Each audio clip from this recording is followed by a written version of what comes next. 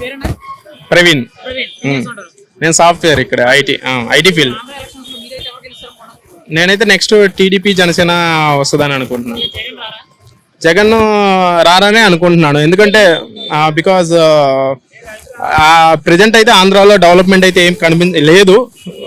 So maybe అంటే IT sector IT కానీ IT roads కూడా అండ్ ఐటీ ఏ కంపెనీ ఇంతవరకు ఆంధ్రాకి వచ్చింది అయితే లేదు. ఇప్పుడు ఆంధ్రాలో అసలు రోడ్లు లేవు. రోడ్లు వర్షాకాలంలో వస్తే చెరువుల్లో ఉన్నాయని అన్నారు.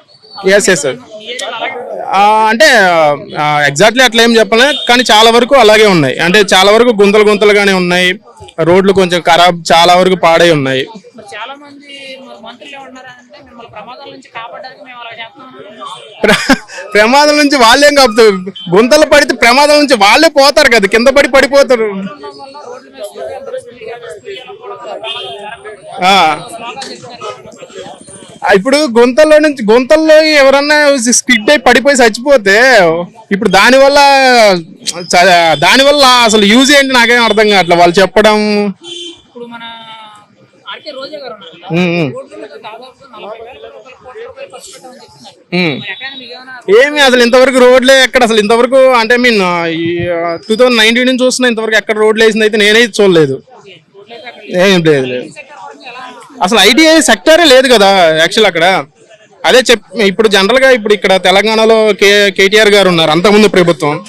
సో వాళ్ళు ఉన్నప్పుడు ప్రతిదీ ఇక్కడ నేను యాక్చువల్లీ హైదరాబాద్ లోనే దాదాపు ఇక్కడే ఐటీలోనే ఇక్కడ చేస్తున్నాను సాఫ్ట్వేర్ గా. సో నేను చూస్తున్నాను ఎంత డెవలప్మెంట్ ఉందో, ఎన్ని కంపెనీస్ ఇక్కడికి వస్తున్నాయో. బట్ ఇక్కడ జనరల్ గా ఏపీలో అయితే అసలు ఇంతవరకు ఏ కంపెనీ ఇక్కడికి వచ్చిందే లేదు.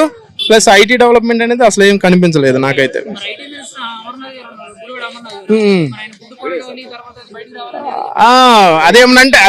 అదేమనంటే గుడ్డు పగలడానికి టైం పడుతుంది, గుడ్డు పొదగడానికి టైం పడుతుంది అని ఏదేదో స్లోగన్స్ చెప్తున్నారు. అసలు ఆయన అసలు ఆ గుడ్డు ప్రస్తావం ఎందుకు ఎత్తారో ఎవరికి అర్థం కావట్లేదు. ఆయన అసలు ఐటీ మినిస్టర్ అని అసలు ఆయన ఎలా పెట్టారో నాకైతే ఐడియా లేదు. కేటీఆర్ గారు ఐటీ మినిస్టర్ చేశారు. ఆయనకున్న సబ్జెక్టు మన ఆంధ్రాలో ఏ మినిస్టర్ లేదు అస్సలు లేదు. అది అస్సలు నో సీఎం కూడా లేదు. టు సే ఫ్రాంక్లీ ఎవరికి లేదు. బికాజ్ ఈ సెక్టర్ ని ఎలా డెవలప్ చేయాలి అనే విధంగా ఎవరికి కూడా మినిమం నాలెడ్జ్ లేదు. కేటీఆర్ గారు అంటే చాలా ఇక్కడ చూస్తున్నాం కదా మేము గత 5 years నుంచి అట్లా. కేటీఆర్ గారికి ఉన్నంత ఐటీ నాలెడ్జ్ కానీ ఎక్కడ ఏపీలో అసలు ఎవరికి లేదు.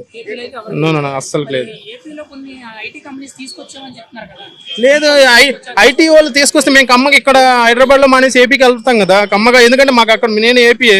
సో అక్కడ నేను అక్కడ ఉంటాను కదా. అక్కడ నుంచి ఇక్కడికి వచ్చి చేయాల్సినంత అవసరం ఏముంది. కమ్మగా అక్కడైతే మేమే దగ్గరలో మా ఊర్లోనే ఉండి దగ్గరలో చేసుకుంటాం కదా. గుడివాడ అమర్నాథ్ గారు మసాలాలు కంపెనీ కంపెనీ అని చెప్పి ఇలాంటివన్నీ చెప్తున్నారు. అవి ఐటీ గ్రాడ్యుయేషన్ పీజీ చదువుకున్నారు, ఉపయోగపడతాయి అవి. అవి అసలు ఎందుకు ఉపయోగపడితే నాకు అదే అర్థం కావట్లేదు. అవి మరి ఎవరికి ఉపయోగపడితే ఆయనకే తెలియాలి. బీటెక్ చదివిన వాళ్ళే కానీ, డిగ్రీ చేసిన వాళ్ళే కానీ, పీహెచ్డీ చేసిన వాళ్ళు ఉంటారు. వాళ్ళు అందులో సగం మంది ప్రిపేర్ అవడానికి గవర్నమెంట్ జాబ్స్ ప్రిపేర్ చేస్తారు. అలాంటి అవకాశం అసలు ఆంధ్రాలో కనిపించినాయి. 4 లేదు అసలు ఇంతవరకు. జాబ్ క్యాలెండర్ పరంగా అసలు జాబ్ క్యాలెండర్ జనరల్ గా ప్రతి ఇయర్ జాబ్ క్యాలెండర్ రిలీజ్ చేస్తున్నారు. ఐ థింక్ నాకైతే ఇంతవరకు ఎప్పుడు ఒక ఫస్ట్ స్టార్టింగ్ లో వాలంటీర్ లో రిలీజ్ చేశారు. అది మరి జాబ్స్ అని వాళ్ళు అంటున్నారు. ఓకే, అప్పుడు తప్పిస్తే ఇంతవరకు ఎప్పుడు ఏ క్యాలెండర్ రిలీజ్ అయిందే లేదు. ఇంతవరకు ఎప్పుడు అసలు రిలీజే అవ్వలేదు.